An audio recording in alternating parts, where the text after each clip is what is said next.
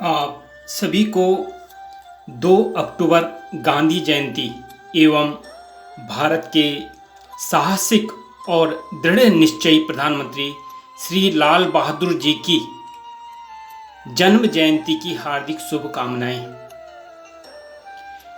दोस्तों, आज भी भारतवर्ष में ज़्यादातर लोग 2 अक्टूबर को गांधी जयंती के रूप में ही मनाते हैं, लेकिन इसी 2 अक्टूबर को भारत के दृढ़ निश्चयी, अनुशासित और सच्चे देशभक्त श्री लाल बहादुर शास्त्री जी की जन्म जयंती भी मनाई जाती है।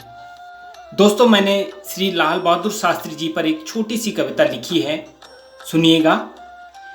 वाराणसी के मुगल सराय में 2 अक्टूबर 1904 को जन्म लिया। पिता शारदा प्रसाद व मां रामदुलारी के घर इस दृढ़ निश्चयी बालक का आगमन हुआ। सिर्फ 11 वर्ष की उम्र में देश के लिए कुछ करने का मन बना लिया।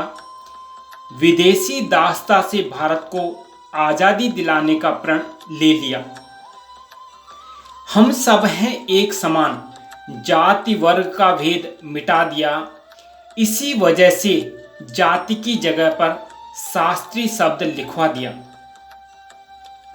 ईमानदारी भरी पड़ी थी और कर्तव्य बोध समझते थे।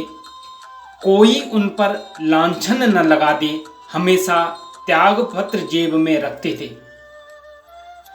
आज के नेता कुर्सी को ही अपना सब कुछ समझते हैं, लेकिन शास्त्री जी थे ऐसे नेता जो जिम्मेदारी लेने से नहीं हिचकते थे। केंद्र की सरकार में उनको रेल मंत्री का पदभार दिया। 1956 की रेल दुर्घटना पर रेल मंत्री का भी पद त्याग दिया। इस त्याग और नैतिकता ने उनका कद इतना बढ़ा दिया। 9 जून 1964 को भारत के प्रधानमंत्री का पद ग्रहण किया। अब देखिए कैसा वक्त आया हमारे भारत के लिए। 1965 में पाकिस्तान ने भारत पर आक्रमण किया। शास्त्री जी के नेतृत्व में भारत ने पाकिस्तान की रीढ़ की हड्डी तक को तोड़ दिया। शास्त्री जी ने इस युद्ध में उत्तम नेतृत्व प्रदान किया। इसी दौरान शास्त्री जी ने जय जवान जय किसान का नारा दिया।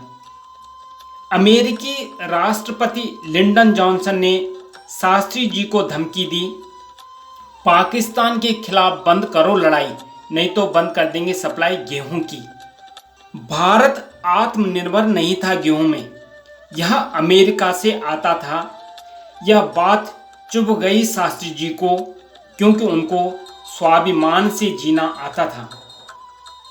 और देखिए, इसी में देखिए कितने महान थे शास्त्री जी कि जब अमेरिका ने धमकी दी भारत को कि हम गेहूं देना बंद कर देंगे अगर तुमने पाकिस्तान से बात नहीं की और युद्ध बंद नहीं किया, तो शास्त्री जी अपने घर पर आए।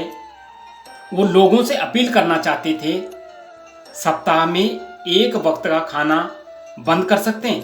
तो सबसे पहले उन्होंने अपनी पत्नी ललिता शास्त्री जी से कहा कि क्या आप ऐसा कर सकती हैं कि आज शाम हमारे यहाँ खाना न बने, क्योंकि मैं कल देशवासियों से एक वक्त का खाना न खाने की अपील करने जा रहा हूँ। मैं देखना चाहता हूँ कि मेरे बच्चे भूखे रह सकते हैं या नहीं।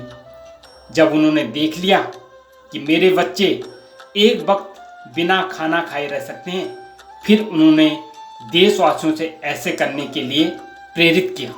तो सुनिएगा, देशवासियों से की अपील कि हम सब अपना कर्तव्य निभाएंगे, हफ्ते में एक दिन खाना नहीं खाएंगे, मतलब कि व्रत रखेंगे।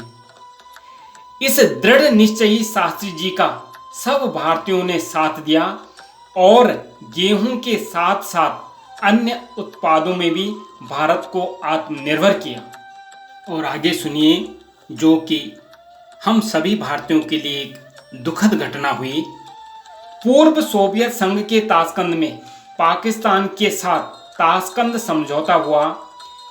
11 जनवरी 1966 को शास्त्री जी का अचानक देहावसान हुआ। अद्भुत क्षमता, बड़े पार की और बहुत विनम्र व्यक्तित्व वाले थे। अंदर से थे दृढ़ निश्चयी, मेहनत को ही प्रार्थना कहते थे।